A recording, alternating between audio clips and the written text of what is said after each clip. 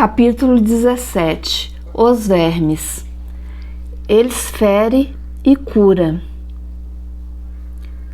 Quando mais tarde vim a saber uma ferida que fez, tive tais e quais veleidades de escrever uma dissertação a esse propósito.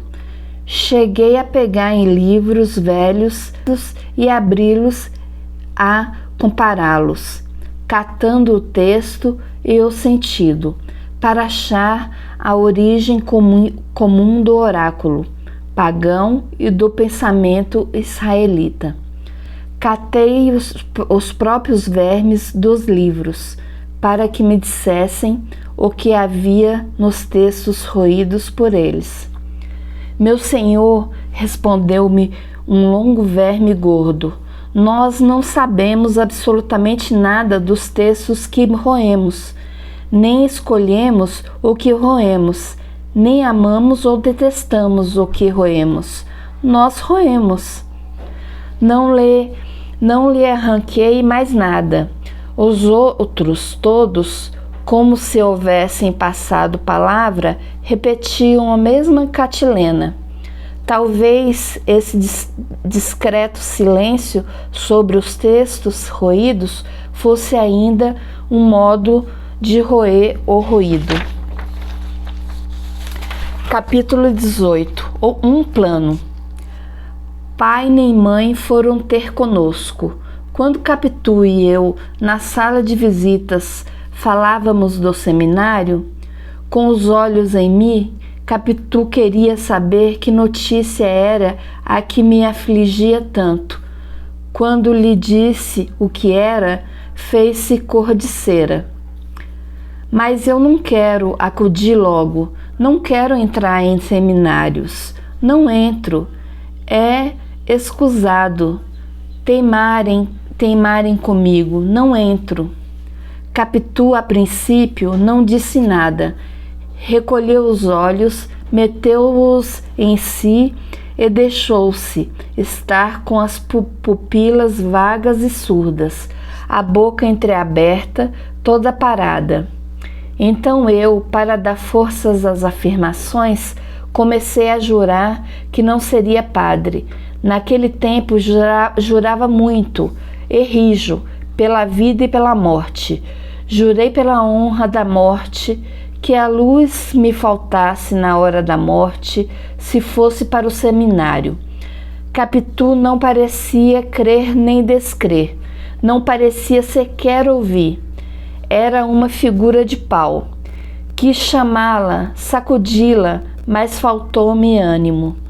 Essa criatura que brincava comigo, que pulara, dançara, creio até que dormira comigo, deixava-me, agora com os braços atados e medrosos. Enfim, tornou a si, mas tinha a cara lívida e rompeu nessas palavras furiosas. Beata, Carola, papamissas. Fiquei aturdido. Capitu gostava tanto de minha mãe e minha mãe dela que eu não podia entender tamanha explosão. É verdade que também gostava de mim e naturalmente mais ou melhor, ou de outra maneira, coisa bastante a explicar o despeito que lhe trazia a ameaça da separação. Mas os impropérios, como entender que lhe chamasse nomes tão feios, e principalmente para deprimir costumes religiosos que eram os seus. Que ela também ia à missa e 3 ou 4 vezes minha mãe é que a levou na nossa velha sege. Também era um rosário, uma cruz de ouro e um livro de horas. Quis defendê-la, mas Capitu não me deixou. Continuou a chamá-la Beata e Carola, em voz tão alta que tive medo fosse ouvida dos pais. Nunca a vi tão irritada como então. Parecia disposta a dizer tudo a todos. Cerrava os dentes, abanava a cabeça. Eu, assustado, não sabia que fizesse. Repetia os juramentos, prometia ir naquela mesma noite declarar em casa que, por nada neste mundo, entraria no seminário. Você entra. Não entra, Capitu. Você verá se entra ou não. Calou-se outra vez. Quando tornou a falar, tinha mudado. Não era ainda a Capitu do costume, mas quase. Estava séria, sem aflição, falava baixo, quis saber a conversação da minha casa. Eu contei-lhe a toda, menos a parte que lhe dizia respeito. E que interesse tem José Dias em lembrar isto? Perguntou-me no fim. Acho que nenhum, foi só para fazer mal. É um sujeito muito ruim, mas deixe estar, que me há de pagar.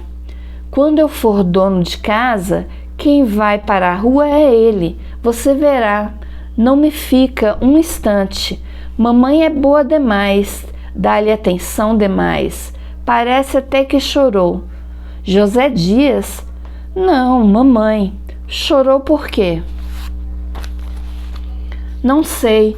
Ouvi só dizer que ela não chorasse, que não era coisa de choro. Ele chegou a mostrar-se arrependido e saiu. Eu então, para não ser apanhado, deixei o canto e corri para a varanda.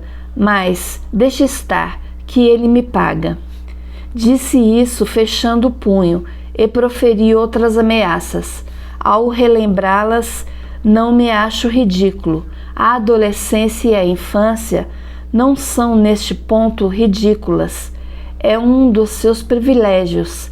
Este mal ou este perigo começa na mocidade, cresce na natureza e atinge o maior grau na velhice. Aos 15 anos, há até certa graça em ameaçar muito e não executar nada. Capitu refletia. A reflexão não era coisa rara nela e conheciam-se as ocasiões pelo apertado dos olhos. Pediu-me algumas circunstâncias mais, as próprias palavras de uns e de outros, e o tom delas. Como eu não queria dizer a ponta inicial da conversa, que era ela mesma, não lhe pude dar toda a significação. A atenção de Capitu estava agora particularmente nas lágrimas de minha mãe. Não acabava de entendê-las. Em meio disso, confessou que certamente não era por mal que minha mãe me queria fazer padre. Era a promessa antiga, que ela, temente a Deus, não podia deixar de cumprir. Fiquei tão satisfeito de ver que assim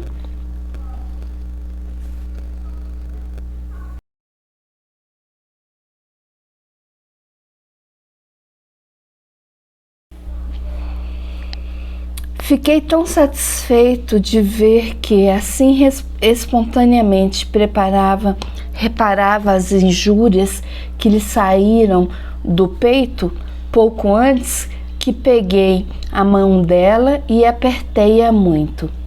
Capitu deixou-se ir, rindo. Depois a conversa entrou a cochilar e dormir. Tínhamos chegado à janela.